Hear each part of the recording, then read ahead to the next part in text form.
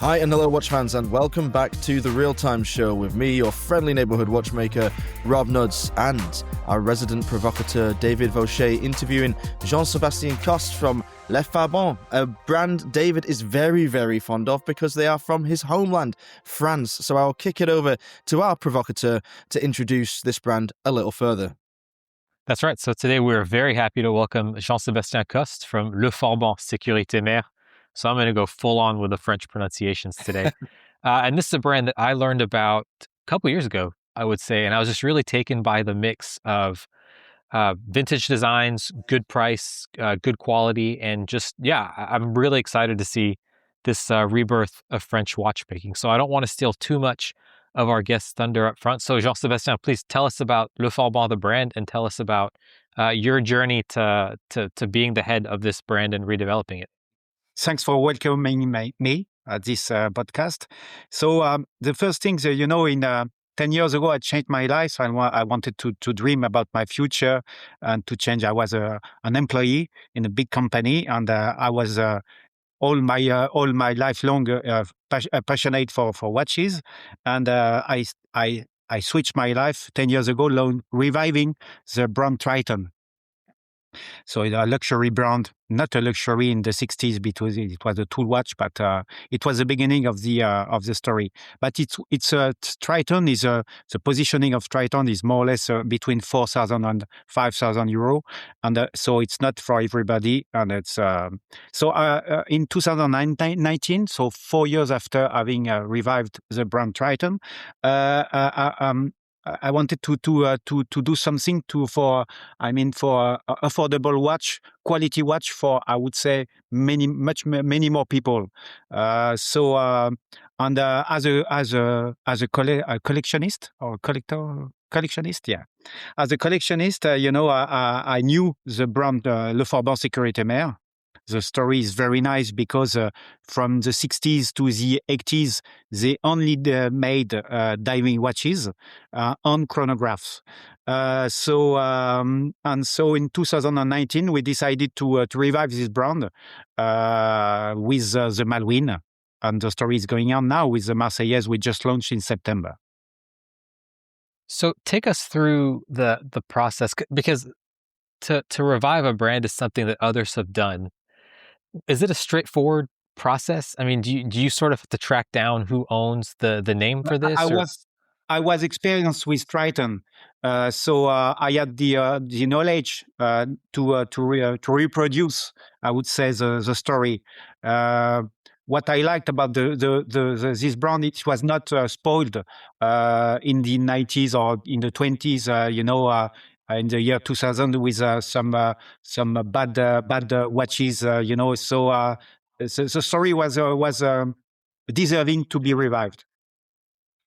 And when you were going about this, obviously you had experience with Triton beforehand. One of the things that I'm really interested about within French watchmaking is bringing back some of the manufacturing capacity, because now when we say a French watch, we really might mean French assembled. So and that's not, I don't think that's being offensive. I think that's just the way things are. So when you were going about this project and trying to price it out, what were you looking at in terms of capabilities in France to make this happen? So the strategy with Le Forban was to make an affordable mechanical watch to anybody. So the first price is 500 euro, but it was quite the same strategy in the 60s and the 70s. Le Forban was a good value for money watches in the 60s and the 70s. So we just reproduced a strategy from the pioneers of Le Forban. Regarding the French watches concept, so we don't want to lie to our customers. So unfortunately, we don't have any more French movement right now. We had France Ébauche in the 60s and 70s. And unfortunately, this fantastic movement, it was very, very good movement, as good as a Swiss one, and it disappeared in the 90s. So now we just put on our watches assembled in France, because it's assembled in Brittany, in Rennes. We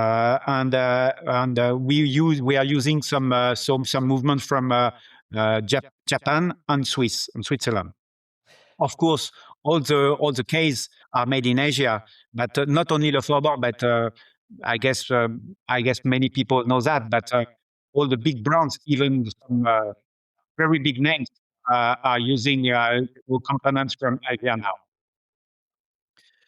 Are there any plans to work with the The quality of the reborn? line is very bad. Yeah, what's happening there? Yeah. Just let me mute you. And Like Larsen, you saw. David, it's your headphones, your wires are interrupting. This is the echoes coming. So if I mute your channel, then we're okay. You need to take those headphones out, I think, and use something else. Is that better? Take them out of the computer. Yeah, but I can't. Sorry, hang on. I just can't hear anything now. Can Rob? Can you hear me? Yeah, I can hear you. Okay, I can hear you. Yeah. better. Okay, good. I'll take them out. They unplugged. Yeah, they're unplugged. Still getting massive feedback on your side. Yes, there is still the Larsen here. I can hear it. It's back and forth. Yeah. So I've muted David now. Now it's good. You can hear everything fine, right? Yeah. I don't know what happened, David. It just suddenly rushed off. And, is there any way you can unplug your mic? Yeah. Better? No. That's very strange. Never had that kind of feedback before. I have echo cancellations on. I don't know if that's a setting I need to turn off, but you can hear me as I'm speaking now, right? Yeah. Okay, when you're speaking. Yeah, I've got nothing plugged in. It's just the computer Okay, now. leave it as it is now. That's better. There's less interference. For me, I'm listening David correctly, but Rob, no. Keep talking. Yeah. Can you hear me now? I can hear you perfectly. Yeah, it's only it's okay now. It seems to be okay again. When David's channel's active, we can't hear anything. David, maybe try leaving the room and coming back in.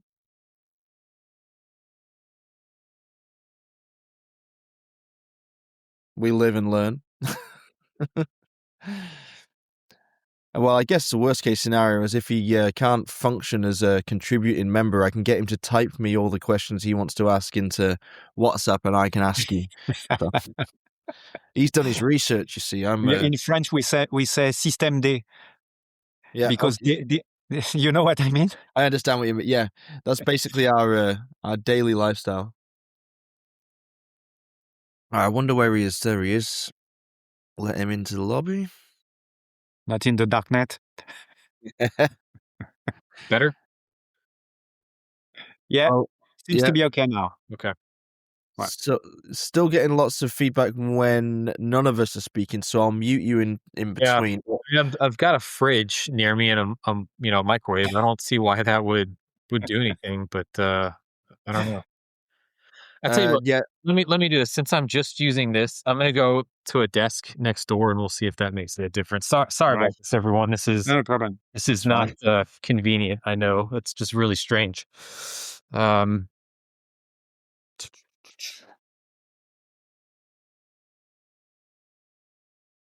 much better. The feedback's disappeared. Okay, so Zaya's being near an appliance is not a good thing. Apparently, that's probably what it is, man. Probably what it is. Okay, sorry about that.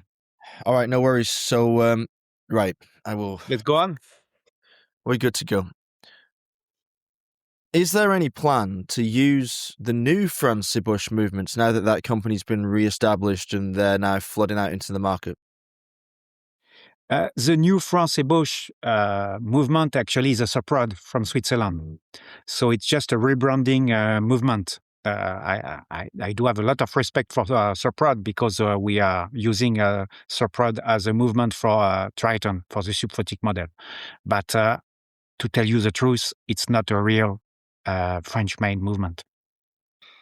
Interesting. So it's my point of view. I'm sorry. No, that's fair enough. And I guess to clarify for the listeners, France was hit really hard by the quartz crisis. To my knowledge, there is only one single French movement when we speak right now. It's the Pékinais. Yeah, and it's a fantastic movement. So they have So yeah, I suppose we could go off in that direction for a little bit. So for the listeners, France was hit really hard by the quartz crisis, actually, and never really recovered to the extent the Swiss did. there were a lot of movement manufacturers. And like you said, so Pekinier, maybe 15 years ago now, came out with what they called the Calibre Royal, which was actually Yeah, quite a complicated movement. But they now have one called the Calibre Initial, which yeah. is a three-hander, I think. I don't know if it has a date complication, but it's Yeah, I don't have any clue about this movement, but it's a French one, I guess. so it's meant to be a customer caliber, I think. But having said that, so you have just come out, and I know we're jumping around here, but you've come out with a watch called the Marseillaise, which has a Swiss movement in it. Yeah. So that gets you to a price point that I think is about double what your other watches cost. I think you're around €1,000 with that, correct? Yes, below. Yeah, just below 1,000 euros. This is, So yes. would it Yeah. even make sense within your strategy to eventually go for something like the Pekingese? I mean, wouldn't that take you out of your price band, or do you think No, the Pekingese won't. I don't know the price of the initial, to tell you the truth. So I'm not able to answer you correctly about this movement because I don't know it right now. But for the Royal, I know it, and it's very expensive. It's not at all in the strategy of Le Forban. Le Forban should be a brand with a value for money mindset, and this is what we did till now. And so I would say the price positioning of Le Forban is below 1,000 euro for, I would say, three hands movement. But for chronograph, of course, we have a true legitimacy, I guess, to make some chronograph. So I would be proud to launch a new chronograph in the coming years with Le Forban. and I presume that would be some kind of maybe mecha quartz movement, because to get a chronograph well, I guess maybe we're not talking €500 now for a chronograph. We're talking a higher Yeah, price. yeah. Right now, we do have a chronograph with a Seiko movement, and it's called the Omaha tribute for the D-Day of 1944, sorry. But we are thinking about launching a new chronograph in the coming years, maybe for the birthday of the brand within 4 years now. But if you go on our website, now we pictured all the vintage watches Le Forban, so some of them, and you will notice that there are a lot of many chronographs and very nice ones. Talking of that chronograph, the Omaha, it's powered by the Seiko NE86. You're right, absolutely, yes, that's right. Very few watches, far too few in my opinion, use those NE series chronographs from Seiko, which I've got a lot of time for. I think they're really excellent value and really good performers and nicely finished for the money. But what's your experience of them from an after sales perspective? Are they good out there in the wild? Or Yes, we don't have any problems right now. To get for in the supply perspective, it's not very good. To tell you the truth, it was quite tough to get those movements in small quantities. Till now, the quality is very good, and the choice of the Seiko has been motivated just for one single reason: to make it the thinnest possible. And the Seiko was a little bit thinner than the Swiss equivalent one from Celita or La Joux-Perret, and this is the reason why we chose the Seiko, to make it the thinnest possible, to grab some 0.3 millimeters. So as David alluded to before, when you do introduce more chronographs to the collection and nod to that previous heritage of the brand, will you stick mechanical or will you employ some mecha quartz for the first time? I'm already. I can't tell what I'm thinking about for this next chronograph, but everything is very clear in my mind, and it's going to be a mechanical one. Well, there you have it. We like to have scoop with a Swiss one. Oh, that's exciting. So we like to have scoops and hot takes for our listeners. So there you go. There's a hot take for you if you're a fan of. To tell you the truth, I don't take any risks because my idea is to reproduce a fantastic vintage one to get a tribute to my father, for your grandfathers that were fun. I mean, those people were working so well in the 60s and the 70s. So my goal would be to make famous again this kind of chronograph. So not very original, but just a tribute to those people that were able to send people on the moon in 1969. It was unbelievable when you think about it with the computer of the era. For sure. Yeah. There's probably more computing power in like my calculator to Yes. get people to the moon for sure. So I want to take this in a bit of a different direction. And it's something I ask every French brand I speak with. What is it about a French watch that makes it different? So if I have a choice today, I can choose from, like Rob would tell you, a German watch is fantastic. He could also tell you like a British watch is fantastic, but you can go Swiss as well. So now France is trying to make a comeback. So what makes a French watch different from all the other choices on the market? I don't think French watches are different from the other ones. I'm not able to answer this question. I mean, I do hope for Le Forban at least that there is a coherence, for the range we've developed since 2019. This is the point. I mean, but I can't tell that we are better than the others or worse than the others. No, I don't think so. I am not able to answer that. Regarding Le Forban, I do hope that people can realize that the range is coherent and nice. I do hope so, and this is my the only answer I can give. But yeah. But so in that case, do you find that you have maybe, I don't want to say trouble, but it must be somewhat difficult though, like with Triton, for example. So Triton is a brand that I've come across because I'm French, and within France, there's always a market, obviously, for French products. But if you're Yeah. trying to sell a 5,000 euro watch from a brand that, because it's French, maybe isn't as well known as some of the Swiss brands, like does that present challenges for you? And if so, how do you overcome them? Yes, of course. Selling a watch at 5,000 euro, it's of course a big challenge.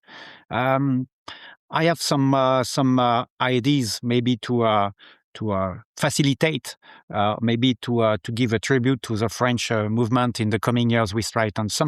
I have many ideas for Triton in the coming years, but I can't comment about that because I don't want to disclose the ideas we have about Triton. But we have ideas to rejuvenate the brand in 2026 and 2027, hopefully.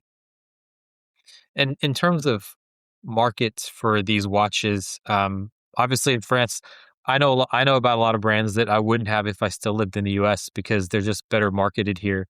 So do you find that when you're selling Le Forban watches, is the primary consumer still very much in France, or have you been able to branch out perhaps into Europe and maybe even Yes. Yeah. We sold. We are selling Le Forban watches quite everywhere in the world, even in Japan, even in Chile, of course, in the US, in Germany, a lot also in the US. But we are beginning. This is only the beginning. This is my goal. So we are going to make efforts to develop ourselves in North America. We never attended an exhibition in the US or in Canada. This is maybe our goal in 2026, attending an exhibition and try to develop ourselves there because we do think we have the right portfolio to develop ourselves on the yeah. This is a goal. The goal is to develop sales in North America in 2026, but we already sell watches in North America. Hopefully, we will have a coverage regarding the Marseillaise with Odinky well, mine. You will cut that with Odinky and Océane.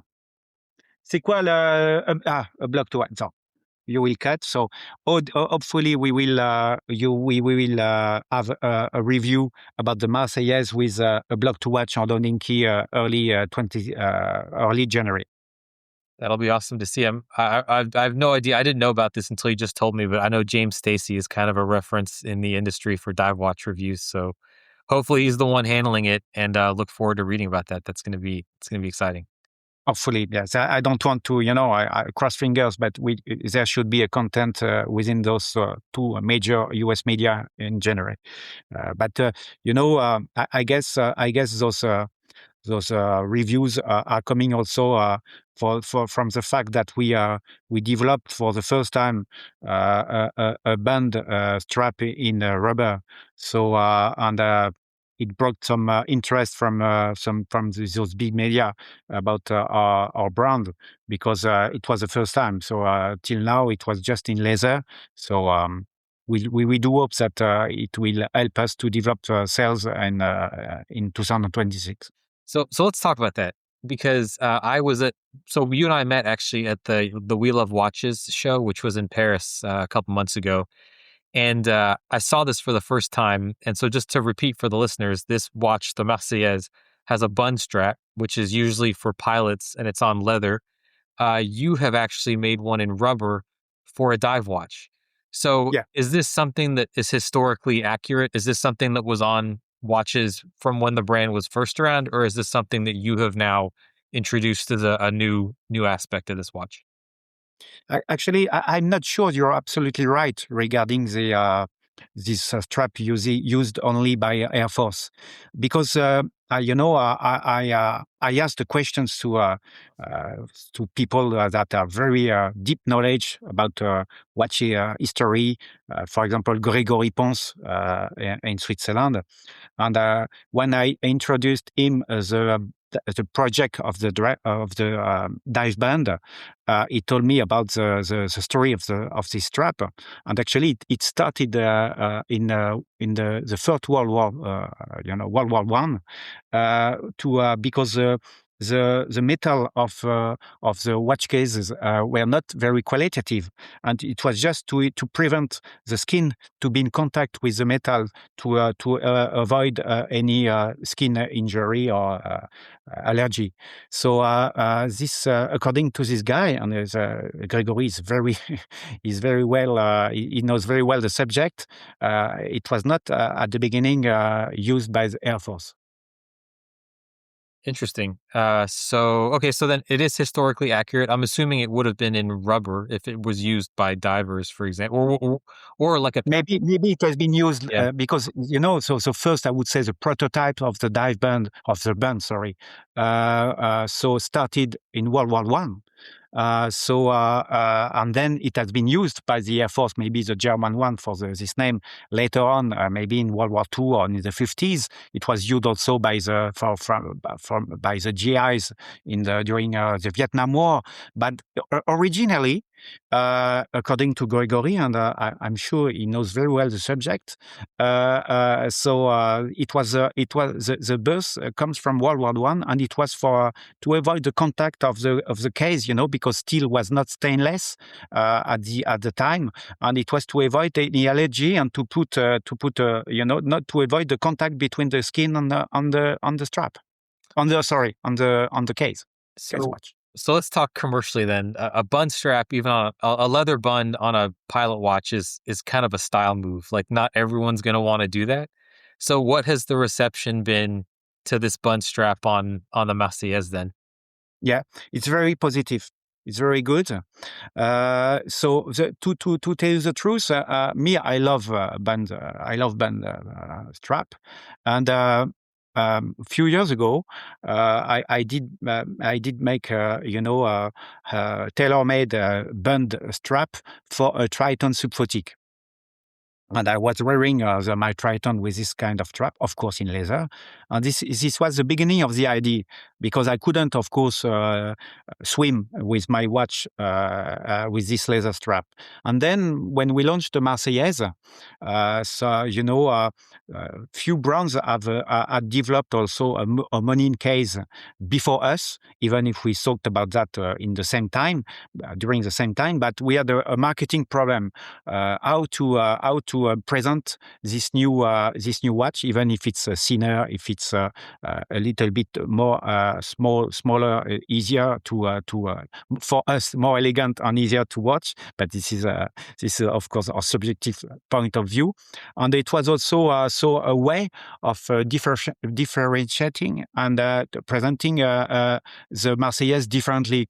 And one more comment I want to tell about that is that when we launched the Marseillaise in September, we were afraid about launching a new diving watch in a saturated market. So it was a way also of giving a little bit, energy to this new watch, and to say, okay, we can do the things differently. This is maybe the kind of thing we are expecting from a micro brand, giving some youth, some energy to a market or where everything has been done till now. So yes, so it's positive, and people like it. Of course, many people also will dislike it. But if you don't like it, you remove the central pad and you have a classical rubber strap. So I mean, there is there is no problem.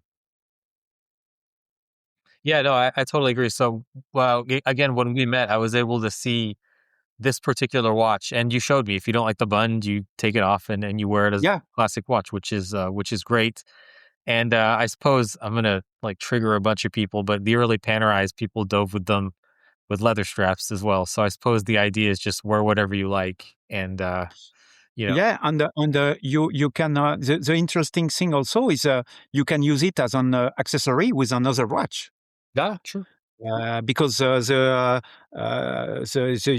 size is 20 millimeters. I would say 90% of the watches. So it's very easy to order it and to put it with any kind of watch, Rolex, Omega, or any brand. I mean, it works very well. I've got to say that I love it, if only for like the unusualness and how strange it is. I'm also a fan of leather bund straps, so maybe that puts me at a slight advantage. But when I see it, I'm like, oh, that's cool. Like, they've just embraced the concept. It feels perfectly suited to the intended environment of use.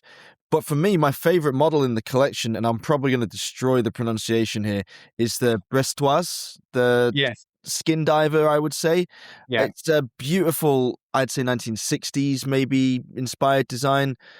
Tell me about this watch. Tell me about the development of it, and how popular is that one? Because I think that this kind of style of watch is having a real moment now. Yeah, actually, you're right, because this is our bestseller. So this is the best-selling Le Forban watch till now. So it was a tribute for the first Le Forban watch. We didn't invent anything, and in the 60s, many other brands used this kind of dials. So I would say when we launched the Malouine, it was the first model we launched. It was a good success too. But when we launched maybe 1 year or 2 years later, the Brestoise, yes, it has been the best seller so far. Yeah, this is the best selling Le Forban watch. Our goal is to make La Marseillaise to equal this result in the coming year, hopefully. I second Rob's opinion on the Brestoise. That is probably the next watch I would buy myself if that were coming up. And one thing I don't think we've talked about is the size, because it's a smaller size dive watch, right? I think it's like 38 millimeters, if I remember correctly, right. Which is interesting. Can you talk about whether, I'm assuming that was closer to historical sizes prior? Yes, it's very close, maybe a little bit more. But one thing I want to say about the size, it's everybody's talk about the diameter, but I disagree a little bit. The diameter is not really the problem. This is a lug-to-lug problem. And many people forget that. They say, oh, what is the diameter? 39, 40, 37? But I would say those three diameters are quite easy to wear. The problem is the lug-to-lug size.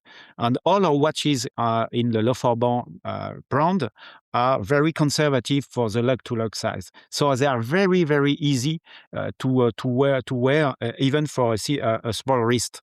So, and I want to insist on that point, because people don't know that, and please, they should look at the leg to leg size, and also all our design are very curved for the case shape. It means that on the wrist it's really, really nice, Again, on pictures, you can't see, when you see all the watches, of course, on pictures are very, very nice. But when you put it on the wrist, this is not every time the case. And with Le Forban, all our watches, if you notice, if you go on our website, we insist on that point. So this is very conservative in terms of lug-to-lug size. For example, for the breastwas on the Malouine, it's 45 millimeter. And it's very curved so it's very nice on the wrist. Yeah, Rob had put together, I think it was, you told me about this, Rob, like a couple years ago, your wearability index for watches. Well, it's actually a visual impact index. That's the right. wearability index was the second step of that project, which I haven't released yet because it is very complicated to express. Because there's one thing that I always talk about when it comes to the lug-to-lug measurement. It's the active lug-to-lug measurement. You can have watches that on the flat of a table measure a certain distance, say 45, say even more, but if they are ergonomically curved, then the active lug-to-lug is reduced even further. So it's worth getting these watches on the wrist. If you've got like a classic-inspired skin diver like the brestoise that has already very wearable diameters and a very compact lug-to-lug, getting it on the wrist will show that it can be even more comfortable than you could imagine. I'm going to shut up now about wearability because I get very passionate about it. But yeah, good job. Looks great. So thank you. Going back to designs then, the brestoise has a design which Rob and I, when we were speaking before this interview, we said, okay, it looks a bit like the Glashütte CQ, but then we were like, okay, but it looks like other things as well. It's a very, I suppose, typical design of 60s divers watches. Yes. So given that you're a heritage brand, you're obviously putting a lot of thought into modern wearability and modern sensibilities to sell them. But how much of your design work is just almost copying previous designs because you're a heritage brand? And how much of it is your kind of flavor that you add because you think it will just look good? Can you repeat your question? I didn't understand. When you look at a watch like the brestoise, Yes. what percentage of that will be the design from previous Le Forban watches, and how much of it will be your influence on the modern design? Except I would say the skin diver watch. I would say this is the main thing we are inspired. But then we just take this DNA and we designed ourselves everything. So it was a feuille blanche. Of course the dial we know the skin diver DNA. We know this very typical dial used by many brands in the 60s. But then with my colleague Océane and our fellow designer Eddie Burgener, we designed by ourselves everything. And I'm assuming that because you're such a small brand, it sounds like there's three of you, correct me if I'm wrong, but because you're so small, can you then take feedback from customers to incorporate in future models, or is this all just basically your vision that you're presenting to people? No, this is for example me,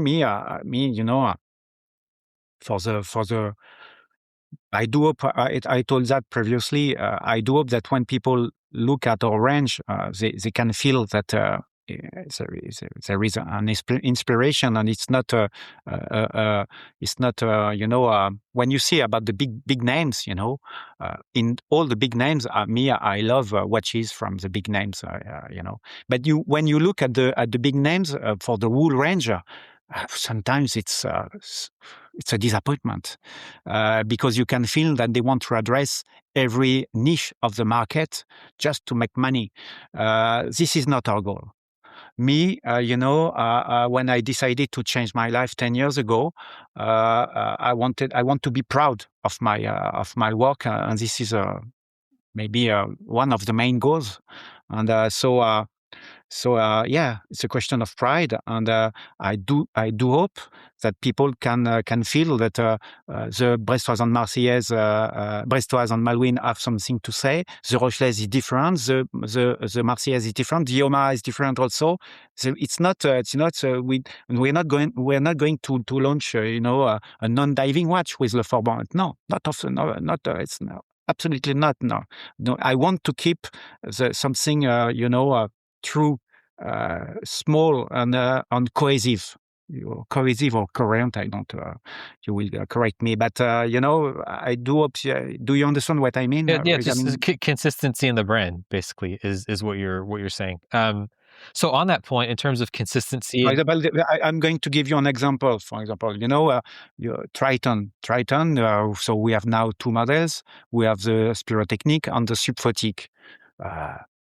We're going to keep two models now. We're not going to launch a third model, even if we were selling, thousands of watches per month. No. It's not because we are selling thousands of watches that we're going to develop a new model to make some extra sales. No, it's not my way of doing business.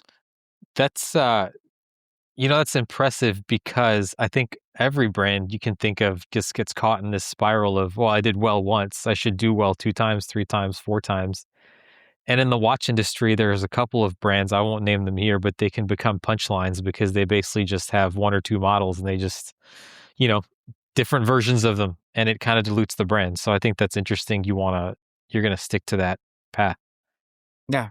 So now for Le Forban, so of course we're going to make extra dies to make for the Marseillaise, for maybe special development, a limited edition. But again, limited edition not every 2 months. And a limited edition, it's limited edition. It's not 2,000 units. For me, it's not anymore a limited edition. I'm sorry. So no. So it's not. So this is not our way of doing business again. So if we make a limited edition, it's going to be a true limited edition. A true limited edition. It's not going to be a limited edition every 2 months. Not. I don't want that. And again, so maybe the next development will be just a chronograph with mechanical, winding, and that's it. So I want to talk about big brands and something that they may have done that helped you, but I want to get your thoughts on this. So Tudor, obviously, the Marine Nationale is huge. It's a popular collection within Tudor, and I think they've popularized the French military watch. And obviously, Le Forban, at least as I understand it, has an actual military heritage. These were used by the Marine Nationale in the mid-century. Right. So has anyone approached you about making to the extent you can say, obviously, but is there any current demand for watches that might be used by current personnel?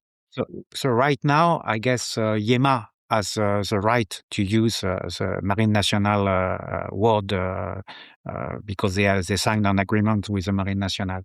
So and yes, you're right. So Le Forban was a partner of the Marine Nationale in the early 80s with a Moninquez, I would say the grandma of the Marseillaise, with a quartz movement. There was maybe a series of 80 or 90 watches, a true limited edition again. So yes, and I can tell you that we are investigating about developing some partnership with some militaries. Yes, but it's not going to be Marine Nationale, and we won't be able to communicate about Marine Nationale because it's belonging to Yema right now.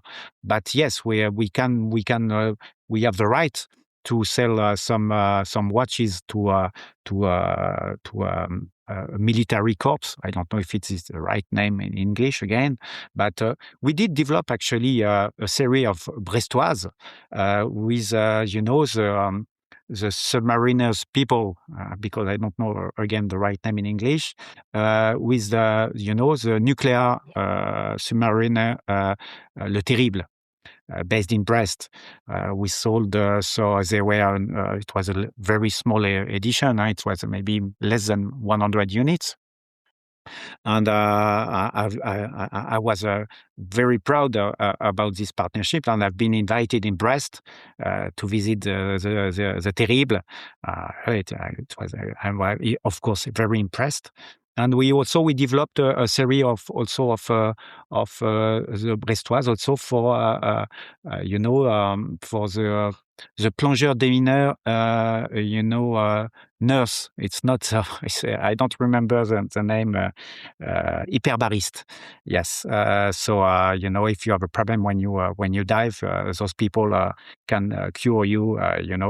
And we developed two series of watches based on the Brestoise. In the past years, and we expect to launch something with the Marseillaise, because the Marseillaise, people tell me, Marseille. But I don't want to go in this kind of debate. I would say stupid debate. But Marseillaise, it's not only the city of Marseille, but it's also the French national anthem. So I can tell you that people from the army I met are very interested to develop some limited edition in the coming years. So that, I guess maybe that means I'm neutral, because when I first heard La Marseillaise, I just go to the anthem. I mean, I live near Paris, so I guess I don't have any preference between either of the two coastal cities. But yeah, no, I think that's super interesting. And I guess it brings to mind the question, we've spoken about designs, but you're now talking about watches that have to be technically proficient, at least in some sense. So as a small brand, how do you maintain that level of technical excellence? I'm presuming you're relying on your suppliers a lot to do that for you as well. But yes. I mean, how is the QC managed to make sure that they actually work in the field? So for the design, so we are all our watches have been designed in partnership with Eddie Burgener, for the pioneer of design. This last year, or no, it's September, I guess. There was an article about this guy because he developed for Tag Heuers all the the watches in the 80s, most of the famous one. So you can imagine that this guy has a very good knowledge. And for the conception of the watches, I mean, it's perfect.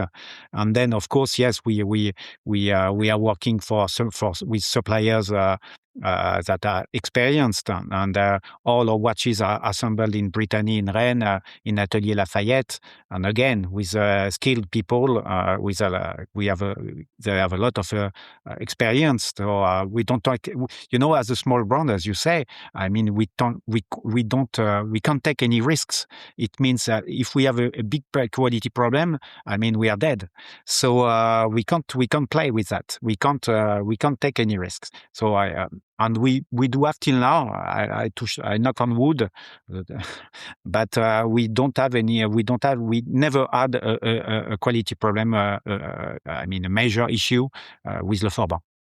So that opens up another Pandora's box, because I think people, we talked about your supply chain relying on Asian suppliers, but my point of view is that actually you can get some excellent work done. I mean, there's nothing to say that because something is made in one place or another, it's necessarily worse. I think they're just going to work off a spec sheet, basically. So if you want for a low price, they're going to give you low price equipment. If you want for a high price, they're going to give you high price equipment. So I suppose my question then is, even if you wanted to, could you do this level, price aside, could you get this level of quality done in France, or is this something that you just have to go outside the borders? It's a good question. I'm able to answer you, because when we launched Le Forban, my goal was to get some French suppliers. So I took my car. It was during the Gilets jaunes years. And I took my car and I visited all the the Jura part of France, east of France, border of Switzerland, and I discovered only so there is still one supplier of Hans called La Pratique, and we do have a partnership with them. And there is I met also one company, I don't remember the name, very nice people that were making still making some components for the watch industry, for Chanel and so on. But that's it. That's it. Even for Triton, when I of course, as a small company, we are not able to order 1,000 case. It's impossible. So in the industry, the minimum order quantity is usually 300 units. When I contacted Swiss suppliers for to get some cases, I mean, instead of telling me no, they have given me prices absolutely stupid. So we had no choice at getting some cases from Asia, and but I would say you can forgive that for a brand, a micro brand like Le Forban or Triton or the other ones. But people have to know that even big names are using components from Asia. So, and I say big names. No, it's true. I agree. I mean, I've done my own kind of research in the background for some other projects, and yeah, we could talk about this for hours. I think that Yeah, the but it's not a question of also of profit only. There is a capacity of production in Switzerland that is limited. So some Swiss companies do go to Asia just to make more profit. But there are also companies that can't be supplied by the capacity of production in Switzerland. Yeah, yeah. So we're coming towards the rough end of the interview, I think. Could you describe, so obviously Le Forban's got some momentum behind it. What would you like the brand to look like in 5 years? I mean, what's kind of the summary of where you'd like to be 5, maybe even 10 years from now? Me, my reward would be that it would be my reward would be that people think about this brand as a micro brand, but very value for money again, but a brand that even a guy that that is wearing a Rolex, he doesn't want to take any risks on the beach, but he buys a Le Forban because Le Forban is a small production. Is going to keep on. We're going to keep on this small production because. Behind any company, you have human realities. Me, I'm not 35. I don't want to get on helicopter. I don't want to be Elon Musk. I don't mind. So Le Forban is going to be to keep this small production. So I want the people to know that actually Le Forban is rare. Even if we're not going to sell 50,000 pieces in the coming years, because I don't want to. So it's going to be a small company by I would say créateur. This is and I would like the people to say, okay, I want to Le Forban, not because it's not very expensive, but it's because it's qualitative, and actually it's a small company, and we like also the story behind the product, the watch. Well, that is what we like to hear. Creative people working for their community and not going too far outside of their lane, focusing on the watch community, providing them something different, something with heritage, and something that is very, very attainable. I've been falling in love with the brand while you've been talking for the last 45 minutes, and I think that it's going to be a watch that I do add to my own collection, because certainly with the Brestoise, so wearable, so attractive, so timeless as well. So, Jean-Sébastien, thank you so much for your time. We really appreciate you coming on to the Real Time Show and getting on air in front of our listeners and explaining them a little bit more about the brand. If you have any questions for Jean-Sébastien or for the brand or for David, Alain or Scarlett, then please do get in touch via the usual channels. You can contact us on Instagram at therealtime.show. You can contact Alon, David, or me via email at either our first name at therealtime.show or via the official website on the contact form. That's www.therealtime.show. Please like, follow, subscribe, and share. We'll be back soon with more top quality watch content. Until then, stay safe and keep on ticking.